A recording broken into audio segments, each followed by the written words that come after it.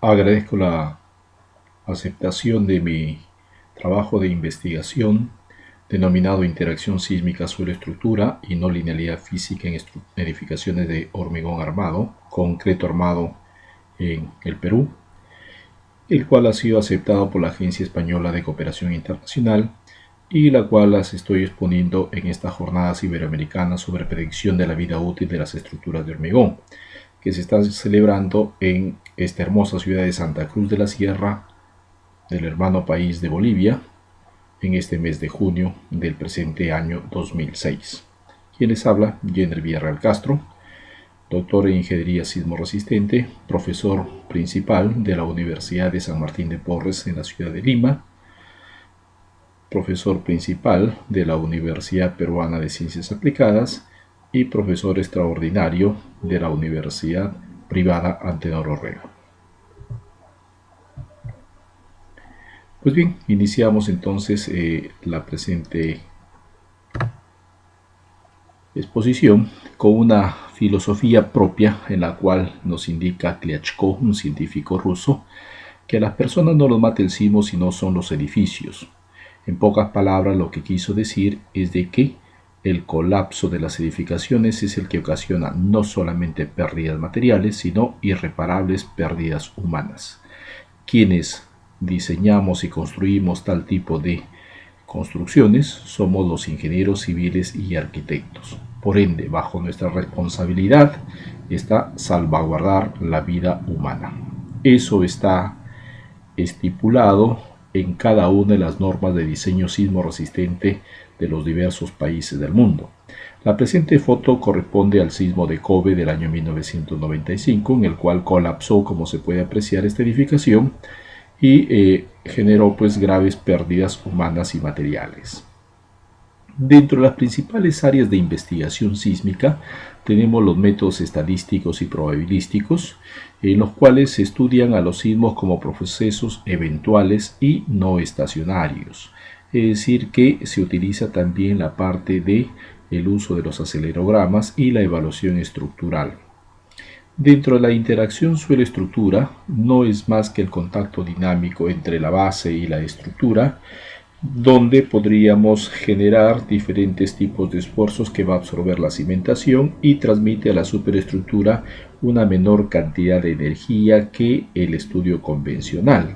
Consecuentemente, a lo que nos debe llevar es a la reducción de fuerzas internas si es que el diseño es correcto y lógicamente una mayor deriva de entre pisos, es decir, es más exigente en el control de desplazamiento lateral.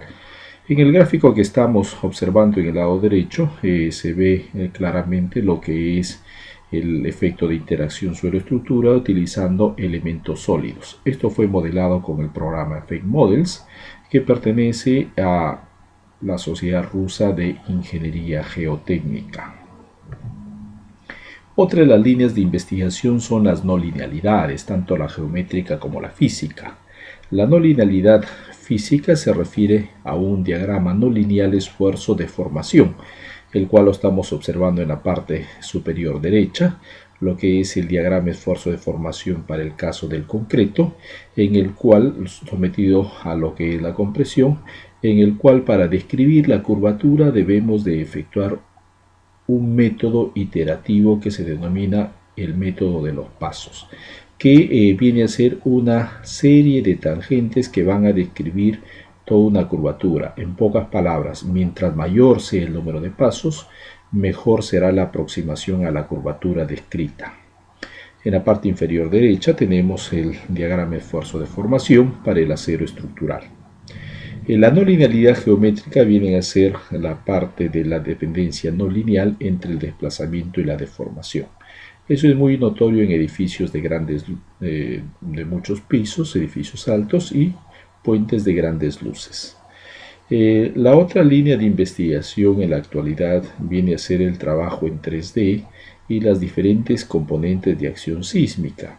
Hay que entender que las normas generalmente trabajan con las componentes horizontales como las primordiales o principales y la componente vertical para algunos casos en forma específica. Por ejemplo, cuando hay deformaciones grandes en vigas, se tiene que incorporar la componente vertical, o cuando las luces sean demasiado grandes, ¿no? Pero al mismo tiempo existen otros tipos de componentes que son las rotacionales. A ello debe tender pues la instrumentación. En cuanto a esta primera parte de la interacción suelo-estructura para el caso de zapatas aisladas, tenemos acá un modelo perteneciente a una investigación mía que acaba de ganar el Premio Nacional en este año 2006. En este esquema se puede apreciar lo que son la incorporación de los coeficientes de rigidez en los extremos.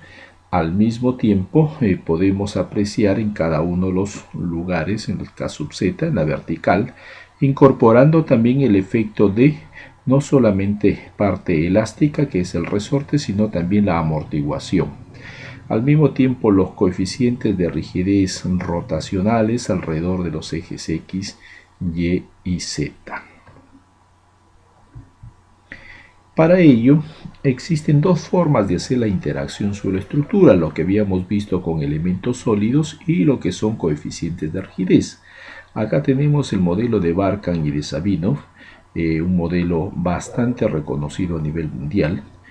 Para el caso de cimentaciones superficiales, tanto zapatas como platea de cimentación, el cual depende de las características geométricas de la cimentación en el contacto con la base y también de las características del suelo de fundación, el primer estrato que tiene contacto con la cimentación.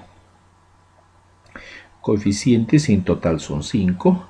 3 de traslación, 2 en las direcciones X, Y, 1 en la dirección Z y 2 rotacionales alrededor de X y alrededor de Y. No existe coeficiente de rigidez alrededor del eje Z, por lo tanto se debe de restringir dicha rotación. Depende también de lo que es la presión estática, de las características o dimensiones de la zapata, y de algunos datos de ensayo experimental, los cuales también se pueden obtener a través de relaciones directas en función de lo que es el coeficiente de Poisson y el módulo de elasticidad del terreno. El modelo de Ilyichev es el presidente de la Sociedad Rusa de Mecánica de Suelos. Incorpora también lo que es netamente el comportamiento elástico y la amortiguación, y va a depender de la profundidad en la cual se va a ir analizando cada uno de los estratos.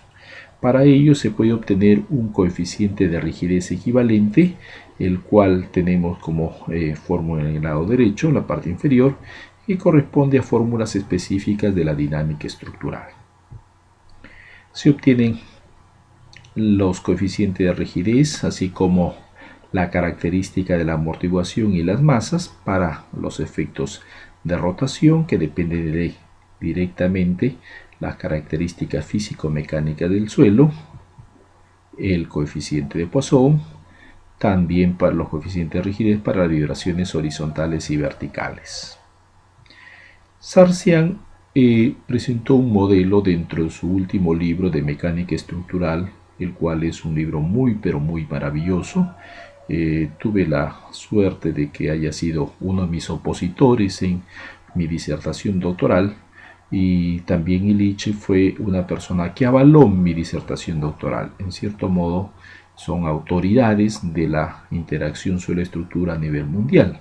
Sarsian presenta pues en su estudio unos coeficientes de rigidez, los cuales van a depender una vez más del coeficiente de Poisson, características físico-mecánicas y al mismo tiempo de las dimensiones de la zapata, pero lo ha denotado como un coeficiente de rigidez para métodos educativos, como lo indica en su propio texto. Depende también de las velocidades tanto longitudinal como transversal. Este modelo normativo de la Federación de Rusia, SNIP 2.0205 del año 87, se incorporó primero para lo que son cimentaciones con maquinarias. Posteriormente se ha ido mejorando y hoy en día ya se ha incorporado como normativo para lo que es el efecto de interacción suelo-estructura en edificaciones con zapatas o cimentaciones superficiales. Depende, parecido al modelo de Barkan y Sabino, depende de las características geométricas de la zapata y al mismo tiempo de las propiedades físico-mecánicas del terreno. Ahí están las dimensiones como tal del área de la zapata, el módulo de elasticidad y una propiedad que va a depender de la característica o tipología de suelo. Los otros coeficientes se van a obtener en función de este coeficiente vertical de compresión elástica y también tiene la opción para incorporar los parámetros de amortiguación, los cuales deben de ser transformados a características de amortiguación por las fórmulas conocidas de la dinámica estructural. Se analizó un edificio de 5 pisos en el cual es estrictamente aporticado con zapatas aisladas de dimensiones en plantas de 12 por 20. Ahí está la elevación de 3.5 metros de altura, una profundidad de desplante de 1 metro, zapatas aisladas de 1 por 1. Ahí está la modelación en el SAP 2000 sin interacción suelo-estructura y la modelación con interacción suelo-estructura, con barras de rigidez infinita en las direcciones netamente de las zapatas en la parte de los ejes centrales y con los coeficientes de rigidez en los extremos. Ahí se tiene, de acuerdo a la normatividad del Perú, la ubicación del centro de masa con la excentricidad accidental del 5% en ambas direcciones y la codificación de cada uno de los elementos por la altura. El resultado que se obtuvo es que, como es de esperar, el primer periodo de vibración o los periodos de vibración van a incrementarse como consecuencia de la interacción suelo-estructura en todos los casos. Al mismo tiempo, para esa dirección de 0 grados, la dirección de Y, lo que se tiene, lógicamente en la dirección de Y vienen a ser los desplazamientos máximos. Tenemos que también se incrementan y las fuerzas internas de diseño, tanto normal, cortante, momento y torsión, van a disminuir. Ahí tenemos un gráfico donde se muestra el desplazamiento en el último piso, piso 5. Claramente se puede observar de que el efecto de interacción suelo-estructura es más exigente y se incrementa el desplazamiento lateral, ¿no? La fuerza axial disminuye, como podemos apreciar bajo el efecto de la interacción suelo-estructura, el momento flector bajo diferentes ángulos de inclinación del sismo también. Se utilizó también un acelerograma, el acelerograma de Lima del año 1966, en una sección sintética o una parte sintetizada de todo el acelerograma. Y los resultados que se obtuvo, ahora se incorporó también el efecto de disipación de energía, incorporando lo que son los parámetros de amortiguación y posteriormente las características de la amortiguación propia del terreno. En esa dirección de 0 grados podemos ver de que se incrementan los desplazamientos y una vez más se reducen las fuerzas de diseño. Pero podemos observar de que respecto al análisis espectral de acuerdo a la norma peruana, son bastante distintos utilizando el acelerograma, se incrementa notoriamente, lo cual ya nos empieza a llamar un poco la atención. Para ello se utilizó un programa externo que es el programa Lira 9.0, elaborado por una empresa que se creó en función de la Cátedra de Mecánica Estructural de la Universidad de Ingeniería Civil de la ciudad de Quito, en la cual yo hice mis estudios universitarios y de maestría, y los fundadores o los creadores de este programa pues fueron mis antiguos profesores. Este programa goza de una alta aceptación en todo lo que es la Federación de Rusia y todos los países de la antigua Unión Soviética, así como países europeos, algunos asiáticos y también en la parte netamente del norte de América. Se incorporó este efecto del programa Lira, pero con un modelo alterno. Significa que lo que eran desplazamientos se reemplazaron por barras tipo armadura con una rigidez equivalente en cuanto a lo que es la traslación y lo que es la rotación, barras tipo pórticos. Se incorporó también la rigidez que se tiene en el presente estudio. Una vez que se han incorporado dichas rigideces, se analizó y pudimos observar que con la normatividad rusa los resultados eran un poco cercanos al modelo que se obtuvo con el acelerograma de Lima. Eso lo podemos ver en este gráfico, donde se nota claramente que el análisis espectral de nuestro país, el Perú, los resultados son menores que el acelerograma de Moyobamba del año 2005, el año pasado. Es menor que el de la norma rusa y al mismo tiempo es menor que el acelerograma de Lima del año 1966. Consecuentemente, lo que podemos observar es de que realmente hace falta mejorar los estudios en cuanto a lo que es netamente el análisis espectral, o probablemente existan algunos problemas también en el registro del acelerograma de Lima, pero con esta norma extranjera ya esa duda queda descartada. Consecuentemente, es el análisis espectral no es muy conservador, que digamos, y está lejos de un comportamiento ante un sismo severo.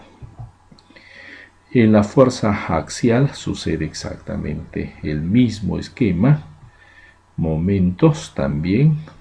Para ello utilizamos un nuevo software que es el software Cosmos, y en este software Cosmos hicimos el análisis por elementos finitos.